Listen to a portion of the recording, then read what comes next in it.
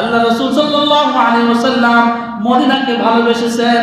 প্রত্যেকটা ঈমানওয়ালার জন্য মদিনাকে ভালোবাসা জরুরি।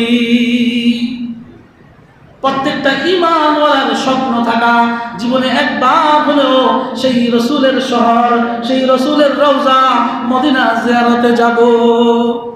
নিয়ত আছে না নাই? কার কার নিয়ত আছে দেখি হাত তোলেন। আল্লাহু আকবার। হে আল্লাহ, আপনি আমাদের সকলকে মদিনা যাওয়ার তৌফিক দান করুন, সকলে বলি আমিন। সম্মানিত হাজিরিন, ইমামে মালিক রহমতুল্লাহি আলাইহি চার মাযহাবের এক মাযহাবের প্রবর্তক ইমাম মালিক। নাম কি? জোরে বলেন। ইমাম মালিক রহমতুল্লাহি আলাইহি যেদিন থেকে মদিনায় প্রবেশ করেছেন ওই দিন থেকে একবার শুধু হজের জন্য মক্কায় এসেছেন, আর মৃত্যু পর্যন্ত আর কোনোদিন তিনি মদিনা শরীফ থেকে বের হন নাই। সুবহানাল্লাহ বলবেন না? ইমাম মালিক রহমতুল্লাহি আলাইহি নিজের সারাটি জীবন মদিনায় কাটিয়ে দিয়েছেন।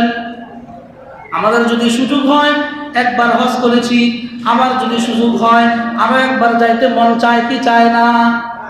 যারা মদিনায় থাকে তারা এক বছর পর পর প্রতি বছরই যাওয়ার সুযোগ আগে ছিল। যারা মদিনায় থাকে তারা 6 ঘন্টার রাস্তা মদিনা থেকে মক্কা চলে যায়। যারা মক্কা থাকে জুমার নামাজ পড়ার জন্য মক্কা থেকে মদিনায় আসা যাওয়া করে, সব সময় আসা যাওয়া করে, এটাই স্বাভাবিক বিষয়। কিন্তু ইমাম মালিক রহমতুল্লাহি আলাইহি সারা জীবন মদিনায় কাটিয়েছেন, একমাত্র একবার হজ করার জন্য তিনি মক্কায় গিয়েছেন।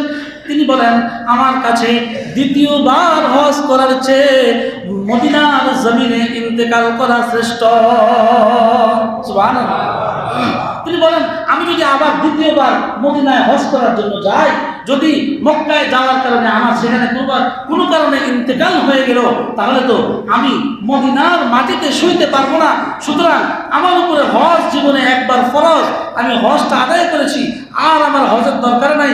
আমি চাই আমার মৃত্যু যেন মদিনার মাটিতে হয়, আমি চাই আমার দাফন যেন মদিনার মাটিতে হয়, আমি চাই আমার মাটি যেন, আমার মৃত্যু, আমার দাফন যেন সাহাবায়ে কেরামের কবরের সাথে হয়, আমার দাফন যেন আল্লাহ রাসূল যেই জমিনে শুয়ে আছেন, আমার মৃত্যু, আমার দাফন যেন সেই জমিনে হয়। তাহলেই আমি রাসূল সাল্লাল্লাহু আলাইহি ওয়াসাল্লামের সুপারিশ প্রাপ্ত হব। মদিনার মাটিতে শোয়ার কারণে আশা করতে পারবো আল্লাহ রাসূল সাল্লাল্লাহু আলাইহি ওয়াসাল্লাম আমাকে ভুলবেন না, আল্লাহ রাসূল আমাকে ছাড়া জান্নাতে যাবেন না, আল্লাহ রাসূল আমার জন্য একটু হলেও সুপারিশ করবেন।